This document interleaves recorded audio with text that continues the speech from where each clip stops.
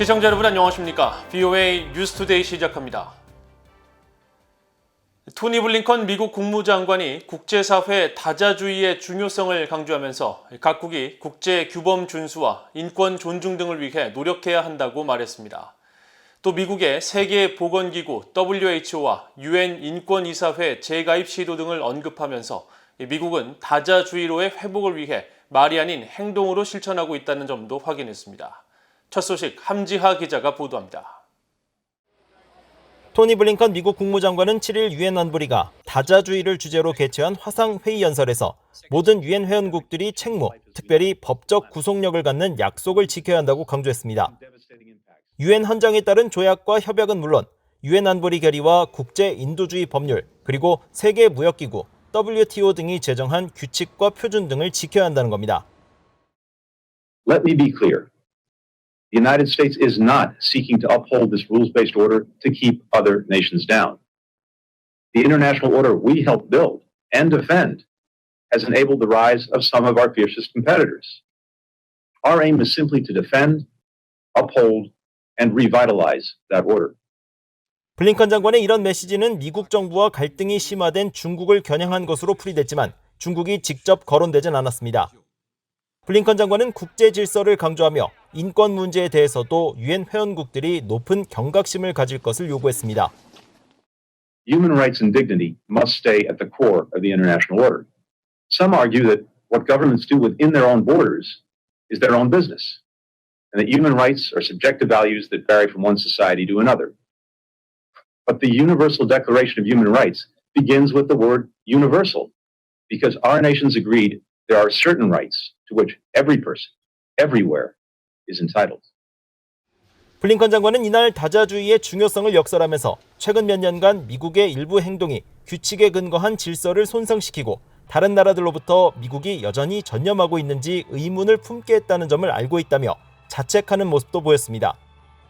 다만 블링컨 장관은 말 대신 행동을 통해 전 세계가 미국을 평가해 주길 바란다면서 파리 기후협약과 세계보건기구, WHO 등에 재가입한 사실을 사례로 제시했습니다. 아울러 이란과의 핵 합의인 포괄적 공동행동계획의 상호 준수로 되돌아가고 핵 비확산 체제 강화를 위해 외교에 나서고 있다는 점도 강조했습니다. 이날 회의는 안보리 5월 의장국인 중국의 주도로 열렸으며 왕이 중국 국무위원 겸 외교부장은 의장 자격으로 회의를 이끌었습니다. 왕이 부장은 블링컨 장관의 연설 뒤 발언에서 다자주의는 모든 국가가 지속적인 평화와 발전을 이룰 수 있는 빠른 길이라면서 이를 위해 모든 나라들, 특히 주요 국가들이 더 노력해야 한다고 밝혔습니다. VOA 뉴스 함지하입니다. 미국 의회조사국은 바이든 행정부가 향후 북한과의 협상에서 대북 제재 완화를 결정하더라도 미국의 법적 요건 때문에 문제가 복잡해질 것이라고 밝혔습니다. 또 미북 대화가 재개되더라도 트럼프 행정부 때와는 상황이 많이 다르다고 지적했습니다. 이조은 기자가 보도합니다. 미국 의회조사국은 최근 갱신한 북핵 협상 보고서에서 향후 미북 협상과 관련해 의회가 주목할 사안 중 하나로 바이든 대통령의 대북 제재 완화 가능성을 언급했습니다.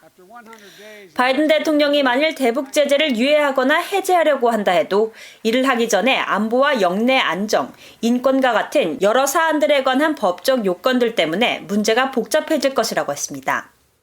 미국의 대북 제재는 북한의 무기 개발뿐 아니라 인권 침해와 돈 세탁, 불법 무기 거래, 국제 테러리즘, 또 불법 사이버 작전도 겨냥하고 있다는 겁니다. 의회조사국은 또 바이든 행정부에서 대북 대화가 재개되더라도 트럼프 행정부 시절 1차 미북 정상회담 이후 북한의 핵미사일 프로그램이 보다 진전된 상황 맥락 속에서 이뤄질 것이라고 지적했습니다. 또 대화 재개는 북한과 이웃나라인 중국, 러시아, 또 정도는 덜하지만 한국과의 관계가 상당히 변화된 상황에서 이뤄질 것이라는 점도 고려해야 한다고 밝혔습니다.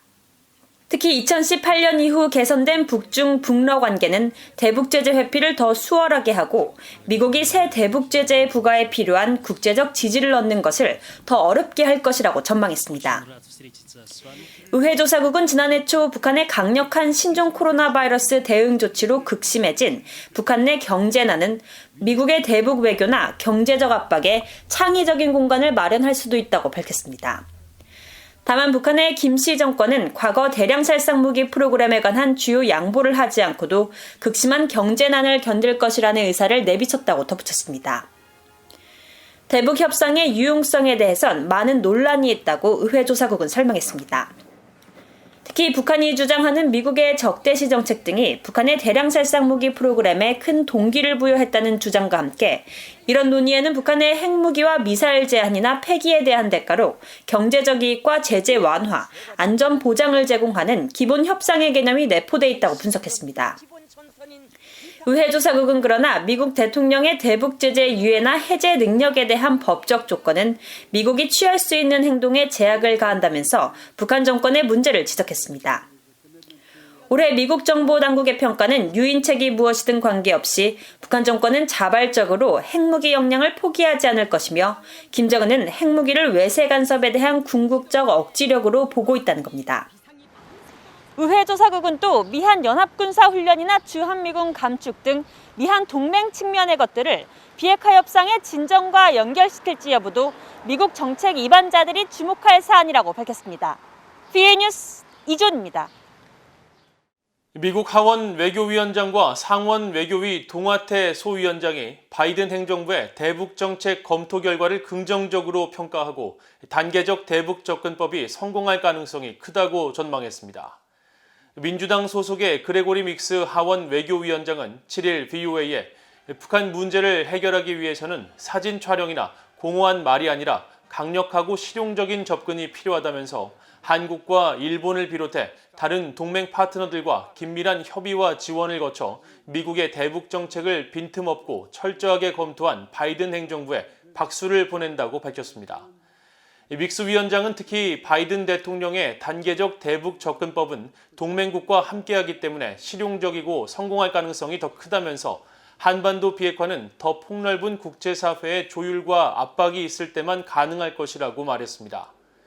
상원 외교위 동아태 소위원장을 맡고 있는 민주당의 에드워드 마키 의원도 VOA에 바이든 대통령이 북한의 핵 위협을 줄이고 한반도의 지속적인 평화에 더 가까이 갈 수 있도록 실용적인 조치를 취하기로 한 점을 높이 평가하고 바이든 대통령이 궁극적 비핵화를 향한 다음 단계 조치로 북한과의 협상을 주도할 대북 특별대표를 조속히 임명해야 한다고 강조했습니다. 미국은 역사상 처음으로 중국, 러시아라는 두 개의 완전한 핵 강국을 억제해야 하는 시대를 맞이한 만큼 미국의 핵 현대화는 필수적이라고 찰스 리처드 미국 전략사령관이 밝혔습니다. 찰스 리처드 전략사령관은 7일 워싱턴의 민간 연구단체인 브루킹스 연구소가 주최한 화상 대담에 참석해 전략사령부는 억제력 실패 가능성을 매일 측정하고 있다면서 냉전 시절 당시 억제력 실패 가능성이 0%였다고 할 수는 없지만 오늘날에는 그럴 가능성이 비약적으로 높아졌다고 지적했습니다. 리처드 사령관은 그러면서 특히 여러 핵무장 적성국을 동시에 대처하기 위해 미국의 핵 현대화는 필수적이며 냉전 시절의 유산으로는 어떠한 국방정책도 효과적으로 이행할 수 없다고 강조했습니다. 북한의 열악한 인권 상황 개선을 위해 한국 정부가 전혀 나서지 않고 있으며 특히 한국 정부는 북한 인권 문제에서 미국과 큰 입장차를 보이고 있어 우려가 크다고 탈북민 출신 한국 국회의원이 지적했습니다. 탈북민 출신으로 한국 국회 제1야당인 국민의힘 소속인 지성호 의원은 7일 미국의 민간 연구기관인 전략국제문제연구소 CSIS가 미한 동맹을 주제로 개최한 화상대담에 참석해 이같이 밝히고 미국이 유엔 인권위원회에 3년 만에 복귀한 반면 한국은 3년째 북한 인권 결의안 주요 제안국에 불참했다며 이는 북한 인권에 대한 한미 양국의 극명한 인식차를 보여주는 대표적 사례라고 지적했습니다. 현재 미국을 방문 중인 지 의원은 방문 기간에 미국 의회 의원들을 만나 북한 인권 문제 개선의 중요성을 강조하고 바이든 행정부의 북한 인권 특사의 조속한 임명을 촉구했다면서 미국의 새 대북 정책에 북한 인권 문제가 반드시 다뤄져야 한다고 밝혔습니다. 이날 화상대담에 함께 참석한 황교안 전 한국 국무총리 역시 북한 인권은 한국 정부가 주요 당사국이며 북핵 문제만큼 중요한 사안이라고 말하고 특히 한국의 대북전단 금지법이 헌법에 위배되고 비상식적인 만큼 미국 의회처럼 한국 내에서도 청문회를 통해 잘잘못을 가려야 한다고 주장했습니다. 미군의 최첨단 무인 정찰기들이 북한의 불법 환적 등 해상 활동을 감시하기 위해 5월 중순 일본에 배치될 예정이라고 일본 방위성이 밝혔습니다. 일본 방위성은 7일 사회 연결망 서비스에 미국 공군의 고고도 무인 정찰기인 글로벌 호크와 미국 해군 무인 정찰기 트리톤이 5월 중순 일본에 일시 배치되며 일본을 둘러싼 안보 환경이 더욱 심각해지면서 미일 양국이 정찰 감시 자산 활동을 늘리는 데 공감했다고 전했습니다. 일본 방위성은 또 주변국들의 해상 불법 활동이 활발해지면서 일본을 둘러싼 해상 감시 능력 강화가 무엇보다 중요해졌다면서 특히 북한의 불법 해상 환적 활동을 주요 감시 활동이 필요한 예로 꼽았습니다. 일본 방위성은 2018년 이후 동중국해 공해상에서 자위대 초계기가 북한 선박의 불법 환적 활동 24건을 적발했다면서 미군 정찰 자산의 배치를 계기로 미군 등 관련국과 긴밀히 공조해 불법 환적 정보를 지속적으로 수집할 것이라고 강조했습니다. 이상으로 BOA 뉴스투데이를 모두 마칩니다. 시청해주신 여러분 고맙습니다.